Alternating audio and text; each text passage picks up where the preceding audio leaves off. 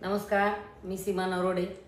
आज आपण सरकारने पूरग्रस्त शेतकऱ्यांसाठी जे 31,628 कोटी रुपयाचं पॅकेज जाहीर केलं त्याच्याबद्दल बोलणार आहोत। सरकारने एवढं 31,600 कोटी रुपयाचं मोठं पॅकेज दिलं असं आपल्याला जे सांगितलं ते खरोखर प्रत्यक्षात त्याची सगळ्याची गोळाबेरीज करून ते मोठं दाखवण्याचा कसा प्रयत्न केला याच्याविषयी खरं तर आपण आज बोलणार आहे।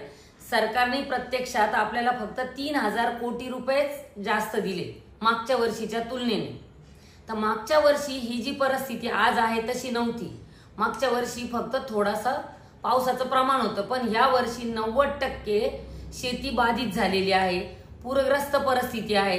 सगळ्यात पहिले त्यांनी सुरुवात काय केली की आमच्या क्लॉज मध्ये पूरग्रस्त ही संकल्पना नाही, आम्ही अतिवृष्टी झालेल्याला ओला दुष्काळ जाहीर करू शकत नाही। मग एवढं मोठं पॅकेज यांनी दिलं कसं, ते पैसे कुठून कुठून आले याविषयी खरं तर आपण सविस्तर बोलणार आहोत। सरकारने दिले किती, ऍक्च्युअल मध्ये आपल्याला 31,628 कोटी दाखवायसाठी, पण त्याच्यात दिले आपल्याला मिळणार किती खरे सरकारचे, फक्त 3,000 कोटी रुपये। मग ते उरलेले पैसे कोणते कोणते आहेत, तर ते आहेत दरवर्षी आपल्या ज्या पायाभूत सुविधा असतात इन्फ्रास्ट्रक्चर त्याच्यासाठी सरकार आपल्याला 10,000 कोटी रुपये दरवर्षी देतच, ते वेगळे नवीन दिलेले नाहीत। दुसरं म्हणजे विमा कंपनीला आपण जो प्रीमियम भरतो, आपलं जे नुकसान होतं त्याची पीक कापणीनंतर जो अहवाल सरकारला आणि कंपन्यांना सादर होतो त्याच्यातून कंपन्या आणि सरकार मिळून आपल्याला जे पैसे देतं ते आपल्याला मिळेल असं मुख्यमंत्र्यांनी धरून त्याचे 5,000 कोटी रुपये तुमच्या हिशोबात धरलेत।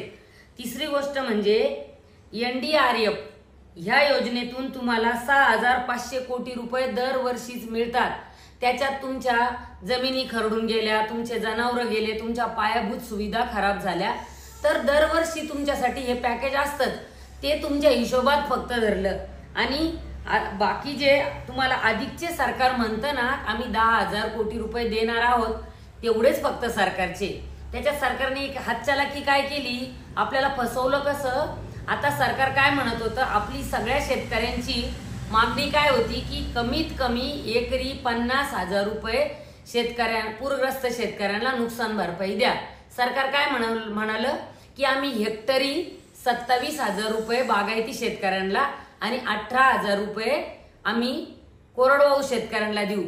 आता सरकारने त्याच्यात नाटक काय केलं माहितीये का, सरकार म्हणालं आम्ही तुम्हाला 18,500 रुपये देऊ, कोणतेही निकष लावायचो नाही, सरसगट सगळ्या शेतकऱ्यांना, म्हणजे ज्यांच्या बागायतीचं नुकसान झालं त्यांना बी 18,500 देऊ, ज्यांचं कोरडवाहू नुकसान झालं त्यांना बी 18,500 देऊ, आणि जे हंगामी शेतकरी त्यांना पण 18,500 देऊ।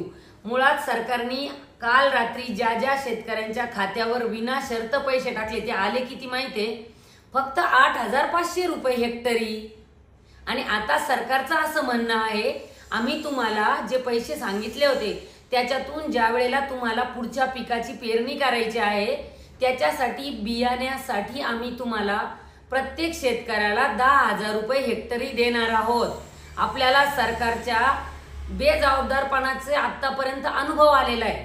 सरकारचे जितके महामंडळ आहेत त्या महामंडळांचं जे बी येतं, जे शेतकरी विकत घेतो किंवा सरकार शेतकऱ्यांना फुकट वाटतं दरवर्षी, ते खाजगी कंपन्यांच्या तुलनेने जास्ती पोकळ असतं, म्हणजे त्याचं ब्रीड कमी येतं, ते कमी उगवून क्षमता असलेलं बी सरकार देतं। आता सरकारने 10,000 रुपये देतो म्हणल्यावर याच्यात फक्त यांचे चेले चपाटे पोसण्याचे धंदे असणार आहे। शेतकऱ्याच्या हातात त्या 10,000 रुपयाचं बी मिळणार नाही। याच्यात त्यांचा खोटेपणा एक उघडकीस अजून आला, तो म्हणजे यांनी दुधाळ जनावरांसाठी किती पैसे सांगितले की कितीही दुधाळ जनावर तुमचे वाहून गेले असेल, मेले असेल तर आम्ही तुम्हाला 37,500 रुपये देऊ।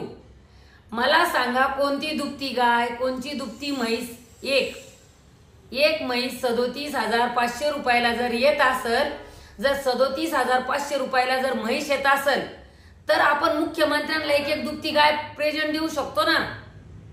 दुसरं यांनी काय म्हटलं की ओढकाम करणारे जनावर, म्हणजे त्याच्यात काय आलं, अवताला चालणारे बैल। अवताला चालणारे बैल जर वाहून गेले असेल किंवा मेले असेल त्याला किती रुपये देणार आहे, 32,000।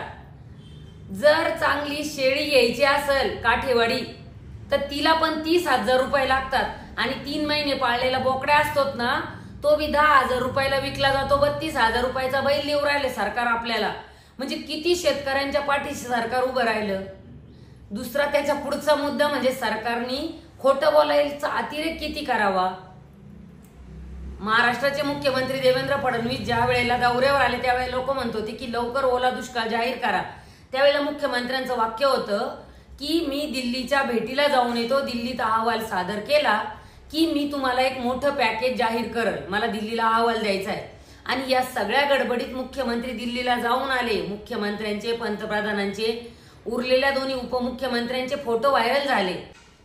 देशाचे गृहमंत्री कोपरगावच्या दौऱ्यावर आले त्यावेळेला महाराष्ट्रातल्या पूरग्रस्त शेतकऱ्यांच्या पाहणीचा अहवाल त्यांना सादर करायचा, त्यांच्याकडून काहीतरी मागणी करायची सोडून उपमुख्यमंत्री एकनाथ शिंदेला किती जागा लढवता येतील स्थानिक स्वराज्य संस्थांच्या, उपमुख्यमंत्री अजित पवारला किती जागा मिळतील आणि देवेंद्र फडणवीसांच्या बीजेपी सरकारला किती जागा मिळतील याच्याविषयी संभाषण झालं. आणि दुसऱ्या दिवशी अमित शहानीच हे कबूल केलं तिथल्या भाषणात कि अभी तक हमें महाराष्ट्र से कोई भी अहवाल मिला नहीं, जब अहवाल मिलेगा तो हम आपके लिए आपके साथ खड़े रहेंगे. हे सगळी फसवायचे धंदे. म्हणजे इथं सरळ सरळ राज्याचे मुख्यमंत्री त्यांच्या निवडणुकीच्या गोष्टी बोलण्यासाठी अमित शहांकडे गेले होते, ना की पूरग्रस्त शेतकऱ्यांच्या पाठीशी उभं राहण्यासाठी, त्यांच्याशी बोलणी करायसाठी.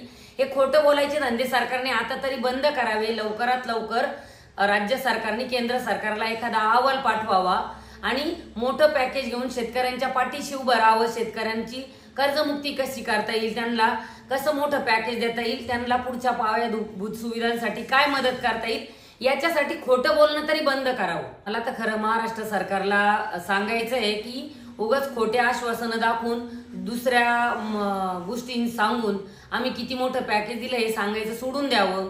सरकारची जबाबदारी म्हणून केंद्राकडून जे पॅकेज येईल ते खरोखर ऍक्च्युअल मध्ये किती आहे तेवढंच सांगावं आणि शेतकऱ्यांच्या पाठीशी खरं उभं राहतोय का नाटक करतोय एवढं दाखवावं. आणि मदतीचा ओघ चालू आहेच. मुख्यमंत्री मदत निधीत सामान्य लोक सुद्धा पैसे देत आहेत. ते पैसे पण खाऊन घेऊ नये, नाही तर परत ते शेतकऱ्यांच्या नावाने यांच्या सरकार चालवायसाठी त्या पैशाचा उपयोग होऊ शकतो. किमान एवढं तरी शेतकऱ्यांसाठी करावं.